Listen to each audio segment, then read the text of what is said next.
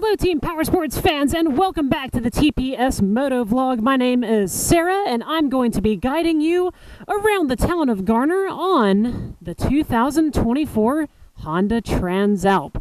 Now, I am sorry to be tardy to the Transalp party. Unfortunately, the first wave and the second wave were sold out before I had a chance to even make a video. I barely even got a photo up of one of these things. It's actually a super cool motorcycle and an awesome contender for the modern mid-size adventure motorcycle class. So this has a 750cc-ish offset crank, so 270-degree offset like what you find on Yamaha's CP2. Gives it a little bit better torque, a little bit better acceleration, some real gruntiness. But what I like about the Transalp is it has an electronics suite unlike many of the motorcycles in its category. So we have a full-color monitor right in front of you, and what's really neat is you can actually customize the way this looks. So I kind of set it up the way I like it, but I will go in the menu real quick. And of course I did have to play around with this a little bit before I started doing the video. So display type, you have type 1, type 2, type 3, type 4. I really like types 2 and 3.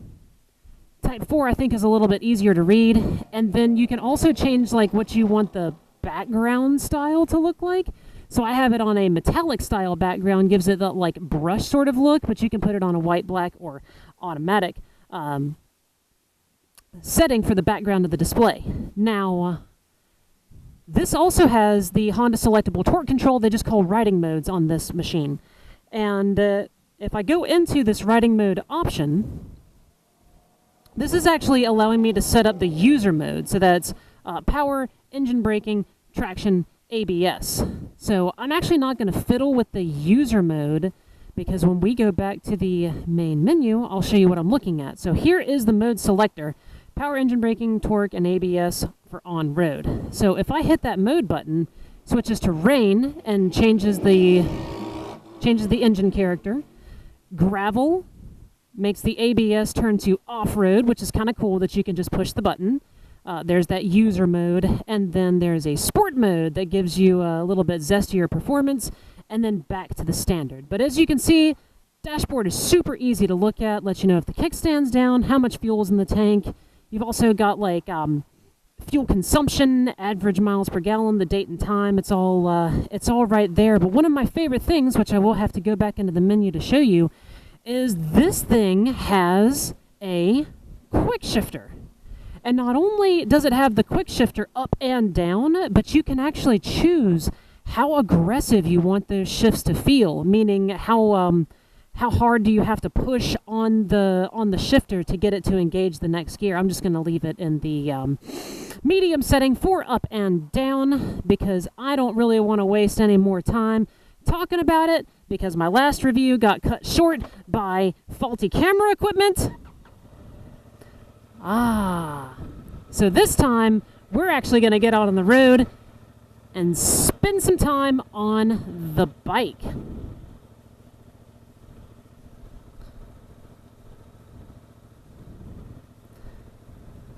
Now, you can't really find horsepower specs posted in a lot of places, but I will say that in my research preparing for this motovlog, it seems as though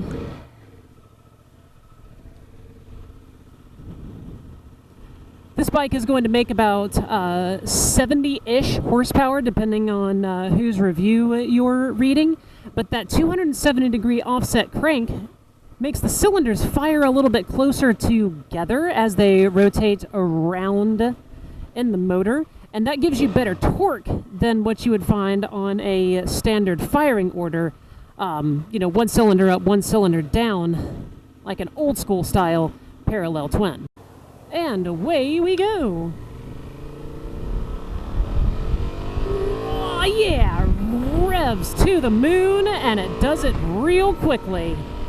Oh, that's third gear, and we're already going the speed limit. Yes, TPS fans, the Transalp does have the giddy up. And it's a nice, gnarly sort of get up and go feeling. It's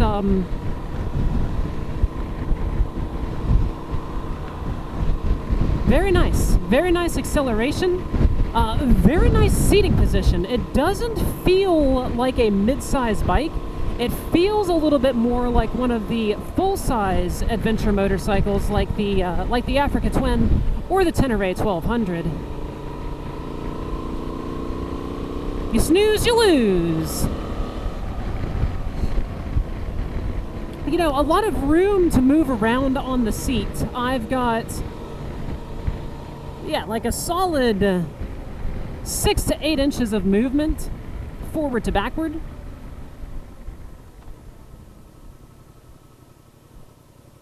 Hands are tall and right out in front of you.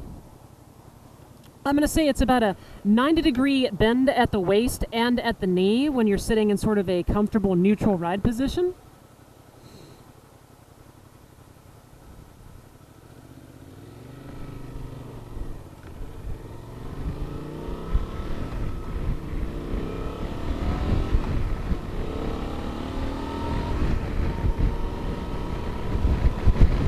Ah, yes, a fine motorcycle indeed. Let's see if I can switch those modes while I'm in motion to sport mode. So see how the sport is flashing? I think it's going to make me, yep, close the throttle before it actually engages that next mode. Now, when bikes with quick shifters first started showing up on the market, I'll admit, I don't want to say I was a naysayer, but it felt weird. I did not want to just jam a bike in between gears. But here, we're gonna do it. Here we go. Oh, third. Fourth. Fifth. That quick shifter, it works pretty well, actually. You know, back in the day, the first time I rode one, I felt so intimidated or maybe scared by it or afraid I was going to break the motorcycle. And so I said, you know, I'll try it once. But now that I've been riding a lot of different type motorcycles with the quick shift technology, honestly, like it's good and it does exactly what it's supposed to. And I kind of hate that I was so resistant to that for so long. But on the Transalp, I'm in 5th gear now. If I wanted to pass somebody, I just click it down into 4th, and I've got the torque back.